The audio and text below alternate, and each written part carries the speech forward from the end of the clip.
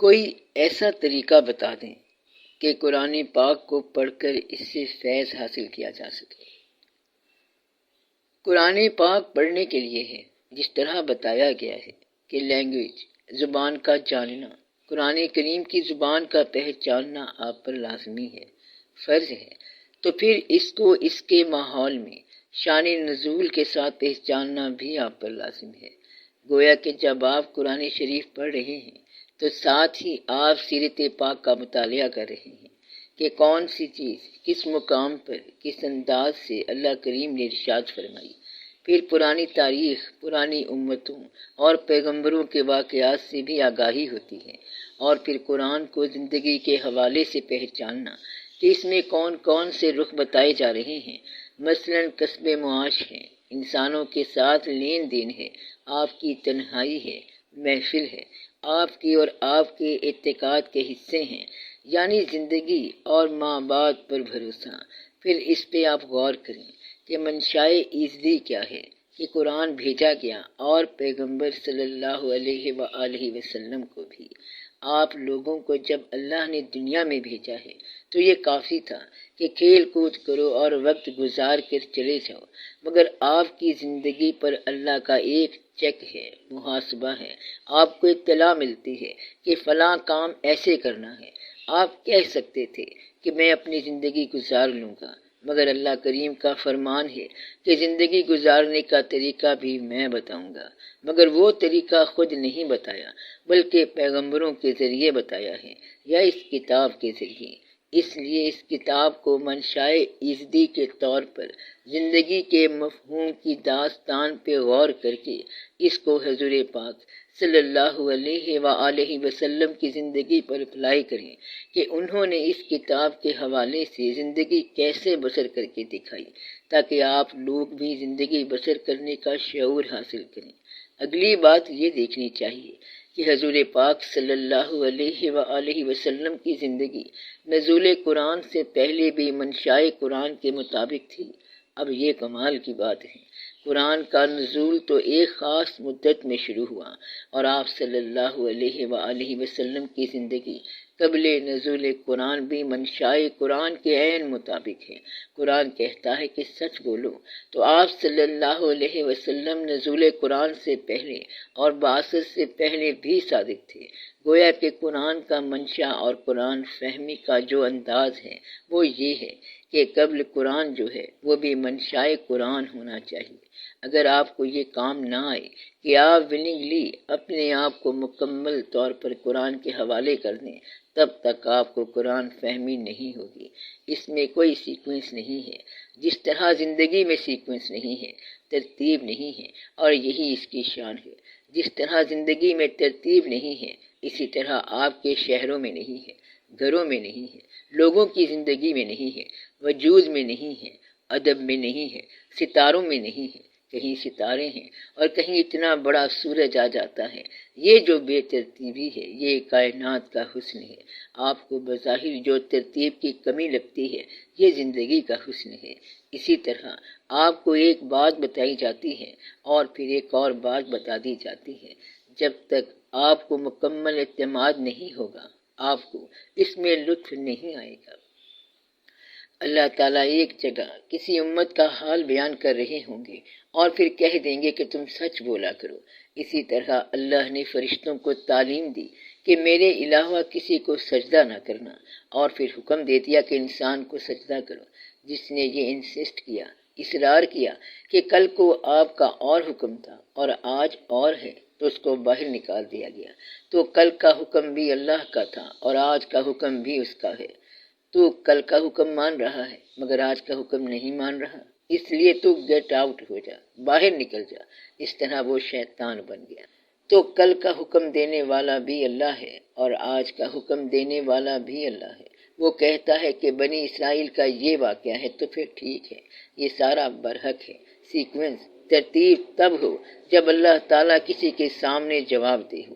کوئی کہانی لکھنی ہو یا افسانہ لکھنا ہو جس کا سینٹرل آئیڈیا لکھنا ہو، مگر ایک سینٹرل آئیڈیا تو ہے نہیں، کیونکہ ہر آئیڈیا سینٹرل آئیڈیا ہے، ہر آیت پورا قرآن ہے، یعنی کہ قرآن ایک ایسا علم ہے جس کا ہر پارہ مکمل قرآن ہے، بلکہ قرآن کا ہر لفظ پورا قرآن ہے اور پوری کتاب بھی قرآن ہے۔ تو قرآن کا ہر پارہ قرآن ہے، قرآن کا ہر لفظ قرآن ہے، اس کی ہر زبر قرآن ہے، ہر زیر قرآن ہے، اس کا منشا قرآن ہے، اور جس پر نازل ہوا وہ بھی قرآن ہے۔ آپ نے اب اس کو پہچاننا کیسے ہے؟ جب آپ اس کے قریب جائیں تو یہ بات ضروری ہے کہ اس پہ غور کریں کہ اس کتاب کو اللہ کریم کے بذریعہ وحی، بذریعہ جبرائیل امین علیہ السلام یا ڈائریکٹ، بہرحال اللہ کے پاس جو بھی سبب ہیں یا اسباب ہیں، یہ اللہ تعالیٰ کے کلام اور اللہ کے پیغمبر صلی اللہ علیہ وآلہ وسلم کی زبان مبارک سے آپ تک پہنچا۔ تو اس میں دو طاقتیں شامل ہو گئیں، اللہ بولنے والا اور زبان حضور پاک صلی اللہ علیہ وآلہ وسلم کی۔ تو اس کا ہر لفظ اتنا پاکیزہ ہے کہ اللہ کا بولا ہوا یا بھیجا ہوا اور اللہ تعالیٰ کے محبوب صلی اللہ علیہ وآلہ وسلم کی زبان سے نکلا ہوا ہے۔ اس لفظ کے ایک ایک پہلو پہ اگر آپ غور کریں تو آپ کو سمجھ آ جائے گی اور فیض ملے گا۔ یہ ترجموں کے حوالے سے نہیں بلکہ فیض کے حوالے سے سمجھ آئے گا۔ اللہ تعالیٰ نے خود یہ کتاب آپ کو سمجھا دی ہے، جیسا کہ کتاب کا منشا ہوتا ہے۔ وہ کہتا ہے کہ یہ کتاب ایسی ہے کہ اس میں شک شبہ نہ کرنا، اور یہ مکمل ہے۔ اس کتاب میں ہدایت ہے آپ لوگوں کے لیے، بشرط کہ آپ متقی ہوں۔ اب متقی ہونے کی شرط کو پہلے طے کرنا ہے، پورا کرنا ہے، اور پھر قرآن سے فیض لینا ہے۔ متقی کی تعریف اللہ نے فرما دی ہے کہ وہ غیب پر ایمان رکھتے ہوں۔ غیب کا لفظ ہر انسان کی سمجھ کے مطابق اپنے معنی بدلتا رہتا ہے۔ مثلا آپ کا جو بچہ ہے وہ آپ کی منشا سے غافل ہے، آپ اپنی منشا اور اختیارات کو حاضر سمجھتے ہیں، اور وہ آپ کی منشا اور اختیارات کو نہیں جانتا، تو اس کے لیے وہ غیب ہے اور آپ کے لیے وہ حاضر ہے۔ آپ کی جیب میں جو پیسہ ہے وہ فقیر کو معلوم نہیں ہے، وہ اس کے لیے غیب ہے اور آپ کے لیے حاضر ہے، اور آپ کے علم میں موجود ہے۔ وہ پیسہ جو جیب میں ہے آپ کے علم میں ہے، دوسرے کو نظر نہیں آ رہا تو اس کے لیے غیب ہے، آپ کے لیے وہ غیب نہیں ہے بلکہ حاضر ہے، علم میں ہے۔ گویا کہ جو چیز علم میں ہو مشاہدے میں ہو سکتی ہے، اگر یقین ہو آپ کا، گویا کہ لطیف احساس بھی مشاہدہ ہو سکتا ہے، یقین کامل بھی مشاہدہ بن سکتا ہے، اگر یقین کا علم ہو تب بھی مشاہدہ ہو سکتا ہے۔ مثلا آپ کو یہ بتایا گیا کہ 2 اور 2 4 ہوتے ہیں، تو آپ کے لیے یہ حاضر بات ہے۔ جس نے یہ علم نہ سیکھا ہو اس کے لیے مشکل ہے اور اس کے لیے یہ غیب ہے۔ ریاضی کا وہ علم جو آپ نے سیکھ لیا اور آپ کے دوست نے نہیں سیکھا، اس کے لیے وہ غیب ہے اور آپ کے لیے وہ حاضر ہے۔ اس کے لیے غیب ہے، اگرچہ علم موجود ہے تو ایک آدمی کا حاضر دوسرے کا غیب ہو سکتا ہے۔ لہذا غیب کیا ہے؟ لا علمی کا نام، اور حاضر کیا ہوا؟ علم کا نام۔ جس چیز سے آپ غافل ہیں وہ آپ کا غیب ہے، اور جس چیز سے آپ باخبر ہیں وہ آپ کا حاضر ہے۔ جس چیز پر آپ کا ایمان یقین کی حد تک اور مشاہدے کی حد تک ہے وہ آپ کا حاضر ہے۔ آپ جس بکرے کو قربانی کے لیے پالتے ہیں، آپ جانتے ہیں کہ اس بیچارے کا مقدر کیا ہے، اور اسے پتہ نہیں ہوتا کہ میرا مقدر کیا ہے، تو مقدر بھی آشنائی کی بات ہے۔ اگر آپ کو آشنائی ہو جائے کہ کس کا مقدر کیا ہے تو آپ کے لیے وہ حاضر ہے، اور جس کو آشنائی نہ ہو اس کے لیے غیب ہے۔ اللہ تعالیٰ نے بار بار بتایا ہے کہ زندگی عارضی ہے یا فانی ہے، اب یہ بات آپ کے لیے غیب ہے، لیکن اگر آپ کو کامل یقین آ جاتا ہے کہ زندگی میں یہ ہوگا، بڑے ہوں گے، نوکری کریں گے، پھر ریٹائر ہو جائیں گے، اور پھر وہی ہوگا جو ہونا ہے، یعنی کہ ہم نہیں ہوں گے، اگر اس حد تک یقین آ گیا تو یہ مشاہدہ بن سکتا ہے۔ یہ انسان کے غیب کی بات ہے، اور انسانوں کا غیب درجہ بدرجہ معلوم کے درجے کے مطابق پھیلتا رہتا ہے۔ بعض اوقات آپ آگاہ نہیں ہوتے، فرضی سے بھی پوشیدہ ہے شاطر کا ارادہ۔ کائنات کے کارساز کا مکمل ارادہ کسی انسان کو معلوم نہیں ہے، وہ مکمل غیب ہے، لیکن اللہ کا اپنا غیب کوئی نہیں ہے۔ وہ عالم الغیب والشہادہ ہے، غیب کو اور ظاہر کو جانتا ہے، لیکن اس کا اپنا غیب کوئی نہیں ہو سکتا، کیونکہ وہ خالق ہے، اور خالق کی نسبت سے مخلوق میں سے کوئی چیز غیب نہیں ہے۔ رات کے اندھیروں میں سیاہ چٹانوں پر چھوٹی سی کالی چیونٹی جو کچھ کہہ رہی ہے اللہ اسے بھی سنتا ہے، کیونکہ اس کے لیے کچھ غیب نہیں ہے تو اس کا کوئی غیب ہے ہی نہیں، اور آپ کا غیب درجہ بدرجہ علم کے مطابق ہے۔ تو متقی کون ہوا؟ جو غیب پر ایمان لائے، درجہ بدرجہ پہچان کے مطابق، اور جو نماز قائم کرتے ہیں وہ نماز کو قائم کرتے ہیں، پابند ہوتے ہیں، نماز کو اس کے آداب اور انداز کے مطابق قائم کرتے ہیں، اور وہ زکوٰۃ دیتے ہیں۔ زکوٰۃ ایک مکمل ضابطہ ہے کہ اتنے پیسے اتنے عرصے کے لیے ہوں تو اتنے پیسے واجب الادا ہیں بحق سرکار عالیہ مالک کائنات یعنی اللہ کے نام، اور اپنی آخرت پر یقین رکھتے ہیں، اپنی فوری عاقبت اور اپنی آخرت دونوں پر یقین کرتے ہیں۔ تو دو طرح کی آخرت ہو گئی، ایک یہاں پر اور ایک یوم آخرت کے وقت آپ کے ان اعمال کا نتیجہ یا ان اعمال کی ججمنٹ فیصلے کا دن ہے۔ اس دن آپ اپنے اعمال کی جزا یا سزا پائیں گے۔ اللہ کا فرمان ہے کہ ہم تمہیں ایک ایسے دن کا بتاتے ہیں، اس دن دیکھ لے گا انسان جو کچھ اس کے ہاتھ میں بھیجا، اور اس وقت کافر کہے گا کاش میں مٹی ہوتا۔ وہ ایسا بھاری دن ہوگا، کافر کہے گا کہ آج کے دن اگر یہ محاسبہ ہونا تھا، حساب کتاب ہونا تھا تو کاش میں مٹی ہوتا اور انسان نہ ہوتا، کیونکہ اب میں جواب دہی میں آ گیا۔ وہ ایسا وقت ہے جسے سخت وقت کہتے ہیں، اور یہ آخرت کا دن ہے۔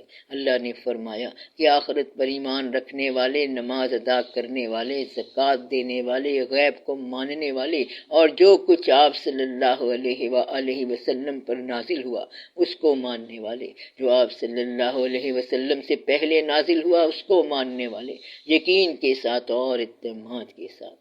تو یہ تو ہو گئی متقی کی ابتدائی صفات۔ ابھی وہ متقی ہے، اس کے پاس علم نہیں ہے، ہدایت نہیں ہے، اور ہدایت تو اب ملے گی۔ تو یہ قرآن متقی کو ہدایت دیتا ہے۔ تو یہ ہو سکتا ہے کہ کافر بھی ہو اور قرآن کو مانتا ہو۔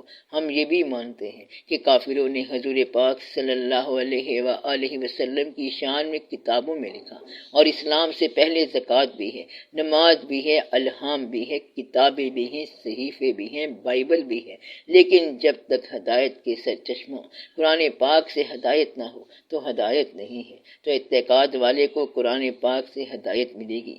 کوئی مسلمان کب ہوگا؟ جب وہ قرآن سے ہدایت یافتہ ہو جائے۔ تو ہدایت کا کورس یہ ہے، تو یہ ہے قرآن پاک کے فہم کی اصل بات۔ اور جب آپ اللہ کریم کے مزاج سے آشنا ہو گئے کہ وہ رات سے دن پیدا کرتا ہے اور دن سے رات پیدا کرتا ہے، تو جب تک آپ رات کو اتنا پسند نہ کرو جتنا دن کو پسند کرتے ہو تو آپ کو یہ بات سمجھ نہیں آئے گی۔ اس کے لیے اللہ نے حکم فرمایا کہ یہ بات اپنے ذہن میں یاد رکھا کرو کہ اے ہمارے رب، تو نے کوئی چیز باطل تخلیق نہیں کی، یہ جو کچھ باطل نہیں ہے، یہ جو کچھ ہے حق ہے اور عین برحق ہے، اور سب سے بڑا سچ یہ ہے کہ اس کائنات میں باطل کچھ ہے ہی نہیں۔ تو خالق کے حوالے سے تخلیق کا ہر شعبہ برحق ہے۔ اللہ کا حکم جب ہو جائے تو وہ چیز حلال ہے، اور حکم عدولی والی چیز حرام ہے، ورنہ باقی حلال حرام کچھ بھی نہیں ہے۔ یعنی اگر اللہ کہے کہ یہ حکم ہے کہ آپ ایسا نہ کرنا اور آپ کر گئے تو یہ حرام ہے، پھر گناہ کیا ہوا؟ منشائے عزتی کے علاوہ کام گناہ ہے۔ ہر وہ عمل گناہ ہے جو مالک کو ناپسند ہو، چاہے وہ ریاکاری کی عبادت ہی ہو۔ مطلب یہ ہوا کہ آپ نے اپنی زندگی کو اللہ کی پسند کے مطابق ڈھالنا ہے۔ یہ کب ہو سکتا ہے؟ جب آپ اپنی زندگی میں سے اپنی پسند نکالو۔ اپنی زندگی میں سے جب تک اپنی پسند نہ نکالو تو اس زندگی سے نکلنا مشکل ہوگا۔ اس زندگی کو اللہ کی پسند کے مطابق گزارو تو آپ کے لیے رہنا بھی آسان ہے اور آپ کے لیے جانا بھی آسان ہے۔ اگر وہ کہے کہ زندہ رہو تو آپ زندہ رہو، اور وہ کہے کہ واپس آ جاؤ تو پھر واپس آ جاؤ۔ تو وہ زندگی اللہ کی پسند کی تھی۔ اس نے جب تک ہمارے لیے پسند کیا ٹھیک تھا۔ جو کچھ اس نے پسند کیا ہمیں وہ پسند ہے، اور جو کچھ اللہ کو پسند نہیں ہے ہم اس پسند سے توبہ کرتے ہیں۔ ہم توبہ کرتے ہیں ان دعاؤں سے جو تیری بارگاہ میں قبولیت حاصل نہیں کر سکتی۔ ہم اس خواہش سے توبہ کرتے ہیں جو تجھے ہمارے لیے پسند نہیں ہے۔ جب یہ باتیں سمجھ آ جائیں تو پھر آپ قرآن فہمی کی طرف جائیں۔ ایک بات یاد رکھنا کہ اس شخص کو قرآن سمجھ نہیں آ سکتا جو اللہ سے پوچھنے لگ جائے کہ تو نے یہ کیوں کیا، بلکہ تم سے پوچھا جائے گا کہ تم نے ایسا کیوں کیا۔ قرآن پڑھتے وقت تمہیں لگے گا کہ اللہ نے ایک بات کی ہے اور پھر دوسری اس کے برعکس کی ہے۔ اللہ یتیم کو پیدا کرتا ہے اور تمہیں کہتا ہے کہ پیسے سے اس کی مدد کرو، اور خود یتیم کی مدد نہیں کرتا، اور یہ کرتا کہ اسے یتیم ہی نہ کرتا، مگر وہ یتیم کر دے گا اور تمہیں کہے گا کہ تم اس کی مدد کرو۔ اسی طرح اللہ تعالیٰ سب کو پیسہ دینے والا ہے اور تمہیں کہتا ہے کہ تم اللہ کو قرض دو، پیسہ دے دو۔ اب اللہ کو قرضے کی کیا ضرورت ہے؟ تو وہ دیتا بھی آپ ہے اور مانگتا بھی آپ ہے۔ اب یہ ایسا کھیل ہے کہ اس کو آپ یقین کے ساتھ دیکھیں گے تو یہ آسان ہو جائے گا۔ وہ جو چاہے کرے، جیسا کرے، وہ خالق کائنات ہے۔ چاہے تو پیسہ دے دے، چاہے تو یتیموں کو اور غریبوں کو پیغمبر بنا دے، اور چاہے تو بادشاہ کو برباد کر دے، محروم کر دے، چاہے تو ابلیس کو شیطان بنا کے باہر نکال دے۔ آپ نے اللہ تعالیٰ کے کام میں کبھی دخل نہیں دینا۔ جیسا اللہ نے فرمایا ہے آپ مانتے چلے جائیں، یعنی اللہ کا جو بھی فرمان ہے۔ اللہ نے فرمایا ہے کہ یہ لوگ آپ صلی اللہ علیہ وآلہ وسلم سے پوچھتے ہیں اس خبر کے بارے میں جس میں ان کے اندر اختلاف پایا جاتا ہے۔ کچھ مانتے ہیں کہ آخرت ہوگی، کچھ مانتے ہیں کہ آخرت نہیں ہوگی۔ تو جب حضور پاک صلی اللہ علیہ وآلہ وسلم سے پوچھا گیا کہ وہ آخرت کا واقعہ کب ہوگا، تو اللہ تعالیٰ نے اس کا جواب دیا، اس عظیم خبر کے بارے میں یہ پوچھتے ہیں جس کے بارے میں ان کا اختلاف ہے۔ کیا میں نے آسمان پیدا نہیں کیا؟ کیا میں نے پہاڑ کو میخوں کی طرح نہیں گاڑا؟ کیا میں نے زمین بچھونا نہیں بنائی؟ سوال آخرت کے بارے میں تھا، اور فرمایا یہ جا رہا ہے کہ ادھر دیکھو، یہ پہاڑ ہیں، یہ میدان ہیں، یہ سمندر ہے، پھر تمہیں ہم نے ازواج میں بنایا۔ تو جواب مکمل ہو گیا، مگر سوال تو آخرت کے بارے میں تھا۔ تو اللہ نے فرمایا کہ تم یہ دیکھو کہ جب یہ ساری چیزیں بنانا ہمارے لیے مشکل نہیں ہے تو پھر باقی ہمارے لیے کیا دقت ہے؟ یہ دیکھو کہ میں کر کیا رہا ہوں۔ کبھی اللہ نے فرمایا کہ اونٹ کو دیکھو کہ اس کی تخلیق کیسے ہوئی ہے۔ تمہیں تو بات سمجھ نہیں آ رہی، تم یہ سوچ رہے ہو کہ میں دوبارہ زندہ کرنے پر کیسے قادر ہوں۔ تو یہ سب سے پہلی بار کیسے بنا لیا تھا؟ میں جو چیز پہلی دفعہ کر سکتا ہوں وہ دوبارہ بھی کر سکتا ہوں۔ کیا تم نے یہ نہیں دیکھا کہ بہار میں باغ لہلہاتے ہیں، پھر ہوا آ جاتی ہے اور خزاں آ جاتی ہے، باغ مرجھا جاتے ہیں، پھر ایک بار بہار کی ہوا آتی ہے اور سب کھل جاتے ہیں۔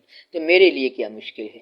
آپ لوگ دن میں چہکتے رہتے ہو، رات کو سو جاتے ہو، اور صبح پھر بہار آ جاتی ہے۔ مرنے کے بعد زندہ ہونا ایسے ہے جیسے سو کر اٹھنا۔ یہ اللہ کے لیے کیا مشکل ہے؟ تو آپ یقین کے ساتھ دیکھیں کہ اللہ تعالیٰ اب بھی ایور ناؤ زندگی سے موت اور موت سے زندگی پیدا کرتا رہتا ہے، زندہ سے مردہ اور مردہ سے زندہ پیدا کرتا رہتا ہے، رات سے دن اور دن سے رات آج بھی پیدا ہو رہے ہیں۔ اس لیے اللہ تعالیٰ کی بات کو سمجھنے کے لیے، قرآن کریم کو سمجھنے کے لیے بڑے ادب کی ضرورت ہے، اور اس میں ایک بڑی ضروری بات ہے کہ سارا قرآن آپ کے لیے نہیں ہے۔ مثلا اللہ تعالیٰ کا فرمان ہے کہ میں نے منافق کو سزا دینی ہے، تو یہ بات آپ کے لیے نہیں ہے کیونکہ آپ منافق نہیں ہیں، اور یہ اطلاع تو منافق کو دی جا رہی ہے کہ تمہیں سزا دی جائے گی۔ پھر یہ کہ کافروں کو ہم نے سزا دینی ہے، ایک کھولتی ہوئی آگ ان کا انتظار کر رہی ہے۔ تو کیا یہ فرمان آپ کے لیے ہے؟ نہیں۔ اس سے آپ کا کیا تعلق؟ مومنوں کو کہیں نہیں کہا گیا کہ تم دوزخ میں جاؤ گے۔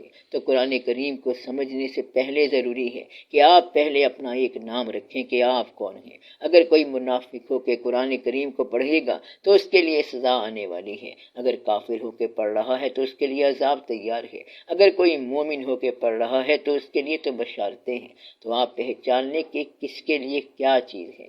آپ یہ کرتے ہیں کہ ہوتے مومن ہیں اور کافروں کا عذاب پڑھ کے آ جاتے ہیں اور کہتے ہیں کہ قرآن میں بڑی سزا لکھی ہوئی ہے۔ یہ سزا آپ کے لیے تو نہیں ہے، مومن کے لیے تو کہیں سزا نہیں لکھی ہوئی۔ اگر کسی منافق کے لیے سزا لکھی ہوئی ہو تو آپ کا اس بات سے کیا تعلق ہے؟ اگر پہلی قوموں کا واقعہ لکھا ہوا ہے کہ انہوں نے پیغمبروں کے ساتھ وفا نہ کی تو انہیں ایک آواز کے ساتھ ختم کر دیا، تو آپ تو پیغمبر صلی اللہ علیہ وآلہ وسلم کے ساتھ وفا کر رہے ہیں۔ اگر نہیں کر رہے تو وفا کرو۔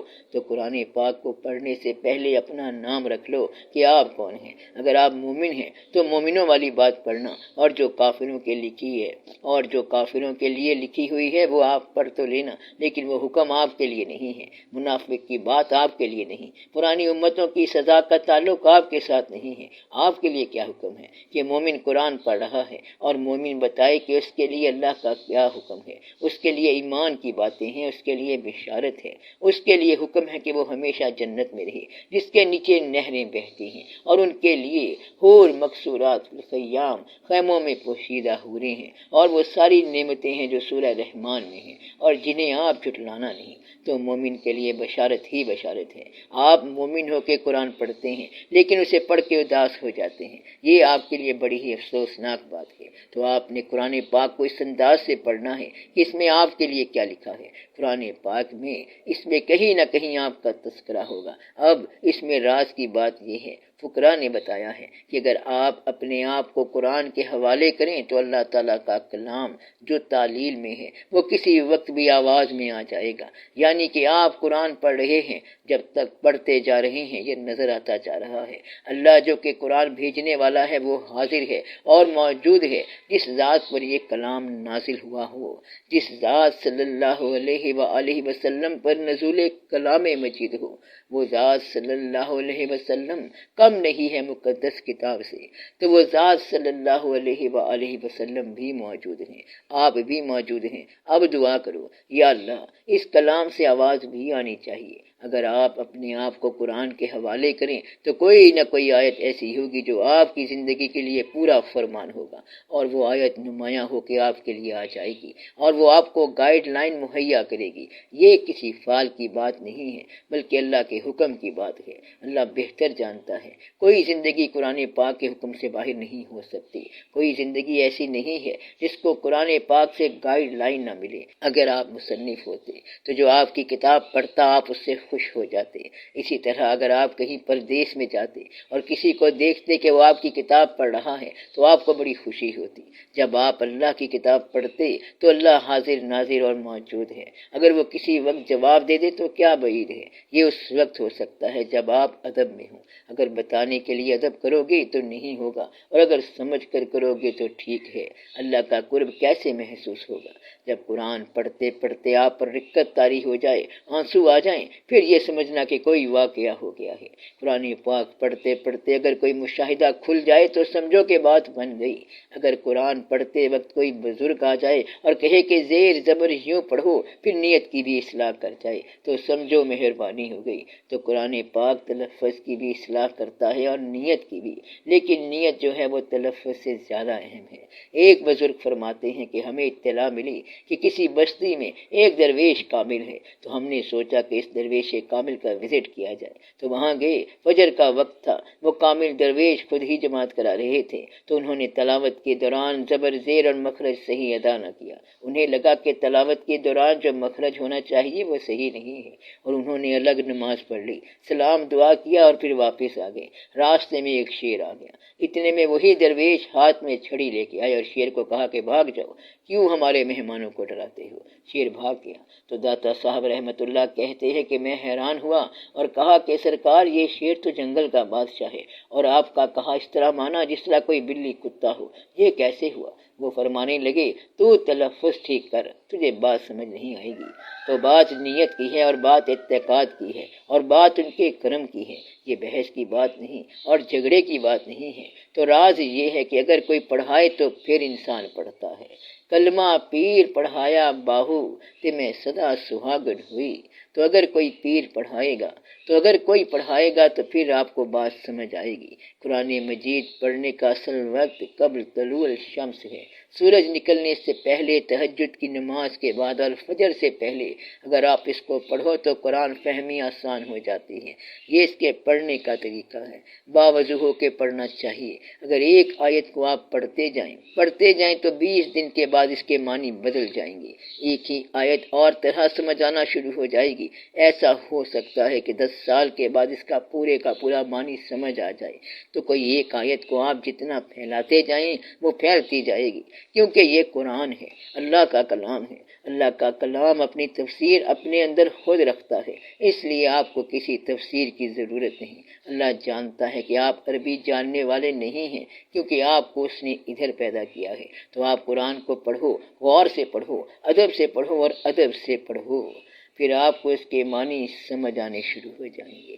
ایسے لوگوں کو بھی ہم جانتے ہیں جنہیں کسی نے قرآن نہیں پڑھایا اور وہ عربی زبان نہیں جانتے تھے، مگر وہ انگلی رکھ کے پڑھتے جاتے، بسم اللہ الرحمن الرحیم، سچا کلام سچے اللہ کا، اور اس میں جو کچھ ہے سچ ہے، جو کچھ اللہ نے فرمایا وہ سچ ہے، جو کچھ اس کے نبی پاک صلی اللہ علیہ وآلہ وسلم نے فرمایا وہ سچ ہے۔ وہ اس طرح پڑھتے جاتے ہیں اور پھر ان پر قرآن پاک کے معنی آشکار ہو جاتے ہیں اور لینگویج آشکار ہو گئی۔ اللہ تعالیٰ جب چاہے اور جو چاہے وہ کرتا ہے، اس کے قدرت کاملہ پر یقین رکھو۔ وہ چاہے تو آپ کو عربی دان بنا دے اور چاہے تو آپ کو فارسی بھول جائے۔ اس لیے یہ بات یاد رکھنا کہ اللہ ہی مالک ہے۔ علم پر بھروسہ نہ کرنا، کاریگری نہ کرنا، پوری طرح ادب کے ساتھ قرآن پڑھو تو آپ کو ساری بات سمجھ آ جائے گی، راز سمجھ آ جائے گا۔ تو آپ قرآن کے پاس معصومیت کے ساتھ جاؤ، قرآن پاک پڑھنے کی دوسری شرائط پوری کرو اور حضور پاک صلی اللہ علیہ وآلہ وسلم پر بھروسہ اور اعتماد رکھو، پھر ساری بات سمجھ آ جائے گی۔